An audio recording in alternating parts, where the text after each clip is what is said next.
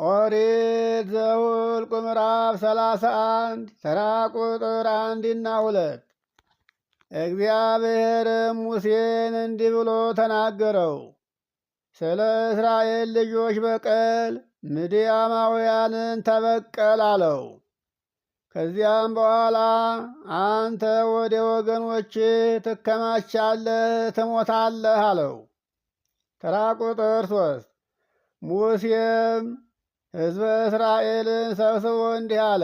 ከእናንተ መካከል ሰዎች ለጦርነት ይሰለፉ፣ ስለ እግዚአብሔርን በቀል ምድያምን ይበቀሉ ዘንድ በምድያም ላይ ይሂዱ አለ።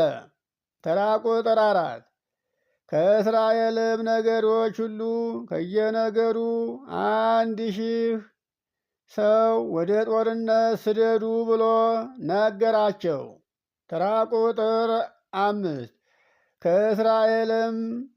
ከእስራኤልም አእላፋት 12,000 ከየነገዱ 1,000 ለጦርነት የተሰለፉ ሰዎች ተሰጡ። ተራ ቁጥር 6 ሙሴም ከየነገዱ ከ12ቱ ነገድ 1,000 ወደ ጦርነት ሰደደ። እነርሱንና የካህኑን የአልዓዛርን ልጅ ፊንሐስን ወደ ጦርነት ላካቸው፣ ሰደዳቸው።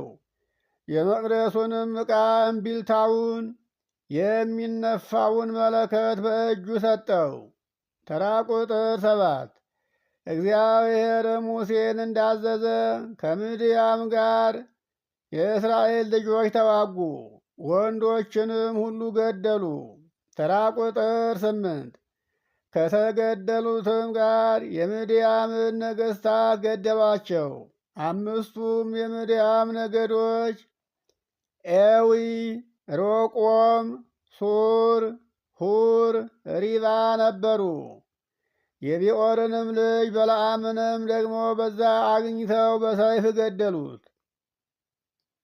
ተራ ቁጥር 9 የእስራኤልም ልጆች የምድያምን ሴቶችና ልጆቻቸውን ማረኩ፣ እንስቶቻቸውንና መንጎቻቸውንም ዕቃቸውንም ሁሉ በዘበዙ።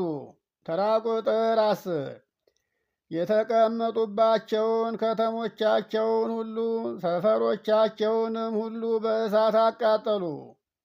ተራ ቁጥር 11 የሰውንና የእንስሳን ምርኮ ብዝበዛ ሁሉ ወሰዱ። ተራ ቁጥር 12 የማረኳቸውንም ሰዎች ምርኮውንና ብዝበዛውን ወደ ሙሴ ወደ ካህኑ ወደ አልዓዛር ወደ እስራኤልም ልጆች ማኅበር በዮርዳኖስም አጠገብ በኢያሪኮ ፊት ለፊት በሞዓብ ሜዳ ወዳለው ሰፈር ይዘው መጡ። ተራ ቁጥር 13 ሙሴና ካህኑ አልዓዛርም የማኅበሩም አለቆች ሁሉ ከሰፈሩ ወደ ውጭ ሊገናኟቸው ወጡ። ተራ ቁጥር 14 ሙሴም ከዘመቻ በተመለሱት በጭፍራ አለቆች በሻለቆችና በመቶ አለቆች ላይ ተቆጣባቸው። ተራ ቁጥር 15 ሙሴም እንዲህ አላቸው፣ በውኑ ሴቶችን ሁሉ አዳናችኋቸውን? አለ። ተራ ቁጥር 16 እነሆ እነዚህ በፌጎር ሳሉ ምክንያት በበለዓም ምክር እግዚአብሔርን ይበድሉ ዘንድ ለእስራኤል ልጆች እንቅፋት ሆኑ። ስለዚህም በእግዚአብሔር ማኅበር ላይ መቅሰፍት ሆነ አላቸው።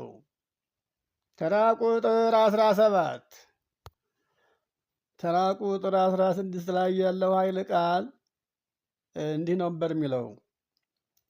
ባላቅ የተባለ ንጉሳቸው በለዓምን የተባለውን ሰውና ይህንን ሕዝብ ርገምልኝ ብሎ ጠርቶት ነበርና በለዓም ደግሞ እንዳይረግም እስራኤልን እግዚአብሔር ከለከለው እና መርቋቸው ሄደ። ባላቅ ግን ተቆጣ። ሲቆጣ ምን አለ በለዓም? እና ተቀመጥ፣ አንድ ምክር ልምከርህ አለው። ይህ ሕዝብ ከሰማይ መና እየወረደለት ያለ ድካም እየበላ የጠገበ ሕዝብ ነው። ስለዚህ አንተ የአገርህን ቆነጃጅት ወጣቶች ሴቶችን እየኳኳልክ እያሳምርህ እያለበስህ እያስጌጥክ በፊታቸው አሳያቸው። የአገርህን ቆነጃጅት እያዩ ወንዶቹ እስራኤል በእነሱ ይረክሳሉ። ያን ጊዜ እግዚአብሔር ራሱ ይጣላልሃል ብሎ መከረው። ባላቅም በበለዓም ምክር የአገሩን ወጣቶች ሴቶች ልጆች እያለባበሰ እየቀባባ እየኳኳለ እያስጌጠ እስራኤል ባሉበት ፊት ለፊት ሰደዳቸው። ያን ጊዜ የእስራኤል ወንዶች ሁሉ እነዚህን እያዩ በዝሙት ወደቁ። በዚያን ጊዜ እግዚአብሔር በዚህ ምክንያት እስራኤልን ቀሰፋቸው። አሁን ሙሴ የተናገረው ይህንን ነው። እነዚህንም ሴቶችንም ከሞት አዳናችኋቸውን? ለእስራኤል እንቅፋት የሆኑት እነዚህ አይደሉምን? ያለበት ምክንያቱ ይሄ ነው። ተራ ቁጥር 17 አሁን እንግዲህ ከልጆቹ ወንዱን ሁሉ ግደሉ፣ ወንድንም በመኝታ ወንዱንም በመኝታ የሚያውቁትን ሴቶቹንም ሁሉ ግደሉ አለ። ወንዶቻችንን በዝሙት አጥምደው እግዚአብሔር እንዲቀጣን እንዲቀስፈን ያደረጉን እነሱ ናቸውና እያለ ነው። ተራ ቁጥር 18 ወንድ የማያውቁትን ሴቶች ሕፃናትን ልጆችን ግን እነሱም ለራሳችሁ አድርጋችሁ አድኗቸው አለ። ተራ ቁጥር 19 ከሰፈሩም ውጭ 7 ቀን ስፈሩ። ሰውን የገደለ ሁሉ የተገደለውንም የዳሰሰ ሁሉ እናንተ የማረካችኋቸውም በሦስተኛውና በሰባተኛው ቀን ሰውነታችሁን ንጹሕ አድርጉ አለ። ተራ ቁጥር 20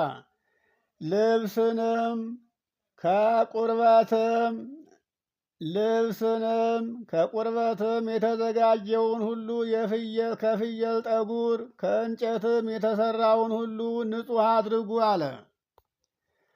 ተራ ቁጥር 21 ካህኑ አልዓዛር ከሰልፍ የመጡትን ሰዎች እንዲህ አላቸው፣ እግዚአብሔር ሙሴን ያዘዘው የሕጉ ሥርዓት ይሄ ነው አላቸው።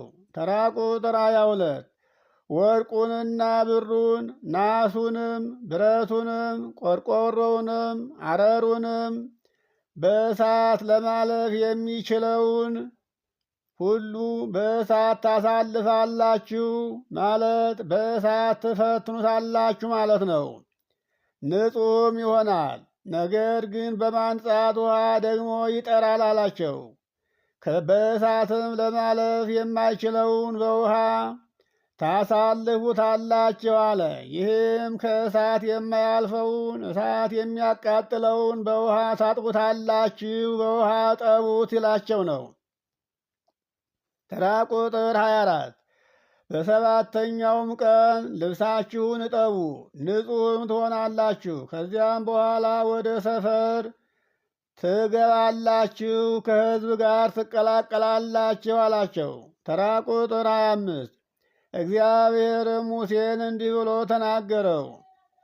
ተራ ቁጥር 26 አንተና ካህኑ አልዓዛር የማኅበሩም አለቆች ሁላችሁ